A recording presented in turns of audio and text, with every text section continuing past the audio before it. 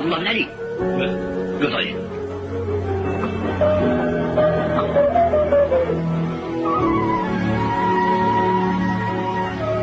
في ضمن الصحراء المغرب يعاني من دهورة الاقتصاد، وبوضع 40,000 من المغاربة خارج الحدود.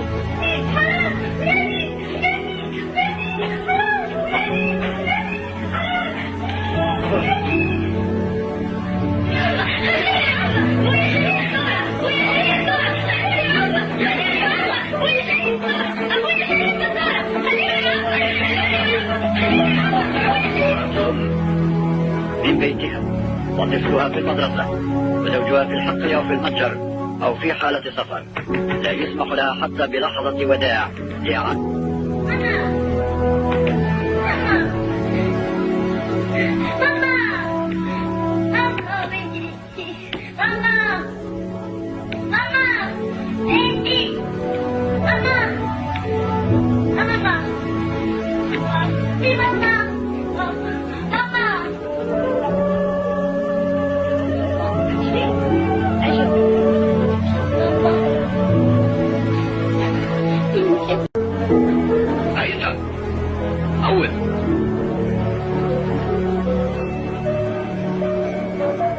تسمع عبد الله بن علي؟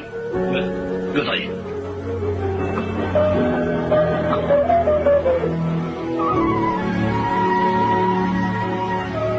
في ضمن الصحراء المغرب يعاني من دهورة الاقتصاد، وبوضع 40,000 من المغاربة خارج الحدود.